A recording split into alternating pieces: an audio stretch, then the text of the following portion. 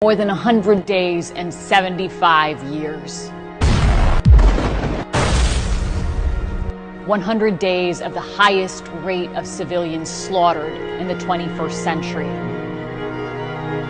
Israel killing more than 10,000 children in what UNICEF has called a graveyard of children. 100 days of dropping 2,000-pound bombs hundreds of times on the very spaces families were crammed to seek shelter,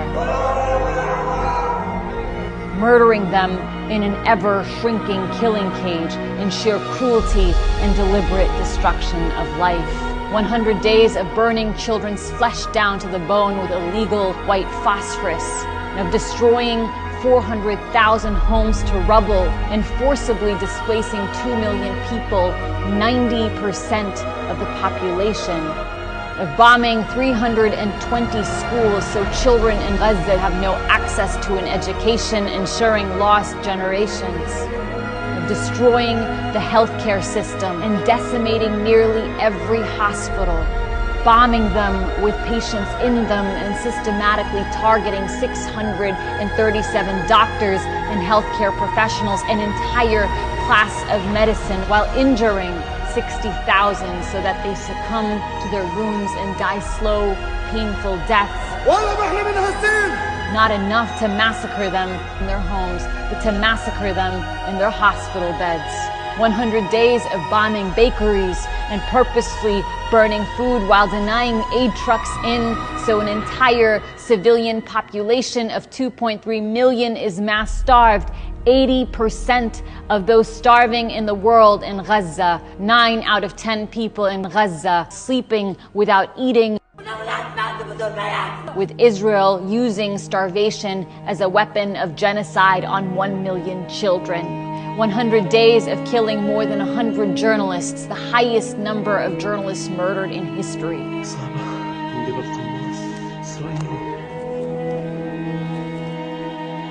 Destroying 169 press offices while banning uncensored foreign journalists in so no one can report the truth from Gaza. 100 days of Israel cutting off telecom and internet services while it burns entire communities alive, killing families in the dark. Only 6 ambulances left to save a population of 2.3 million. 100 days of destroying the world's oldest churches, mosques, universities, historical archives to erase a people's culture and their history. 100 days of target assassinations of Gaza's best and brightest, its leading poets and civic activists, its preeminent scholars and scientists, its leading public intellectuals, to kill any prospect of a people's future. 100 days of erasing 1,400 multi-generational families from civil registries, grandparents, parents,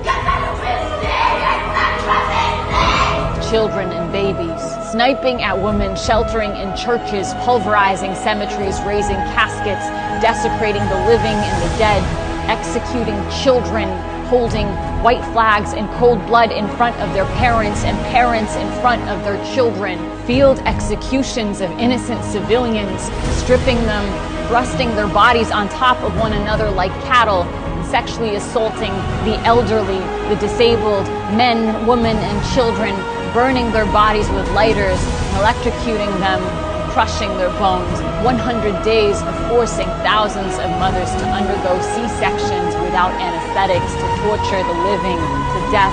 100 days of blowing limbs off 9,000 children and cruelly forcing thousands to undergo amputations without anesthetics. 100 days of orphaning 25,000, creating a generation of traumatized children without parents. 100 days of collapsing neighborhoods on families' heads in their sleep, as they shelter in UN schools after being forcibly displaced from their homes, children's bodies crushed beneath rubble, soldiers laughing and filming themselves as they press the button to wipe out entire blocks on children's heads as though human lives are a game that they play. The sadism and sense of impunity and hatred for innocent life like, knowing no likeness in our lifetime. 100 days of them telling the world what they are doing in horrifying language, followed by action at the highest levels and across society. Language that we heard in the worst horrors of human history, speaking of annihilating a people and of human animals. And that is why the world is marching with Palestine, because it's impossible to know the truth as a human being of conscience and to uphold this for human life. 100 days of the first genocide in history, where its victims are broadcasting their own destruction in real time in the desperate, so far vain hope that the world might do something. This can never be self-defense. אתה יש לך שכן ערבי, אתה לא תחכה שהוא יבוא אליך הביתה. תיכנס אליו הביתה בטירה. Nothing can justify this. أنا لا أسويهم بالحيوانات لأن هذا تحقير للحيوانات. This is genocide on a population that's been subjected to 75 years of annihilation. And if I don't steal it, someone else is going to steal it. Of ethnic cleansing and vicious apartheid on their land in Gaza and in the West Bank, a Nakba that has never ended. Of 56 years of brutal illegal occupation and violent oppression. Of 17 years of a deadly siege in the world's largest concentration camp. A people denied their right to exist for the past 75 years, denied their right to live in dignity and in freedom.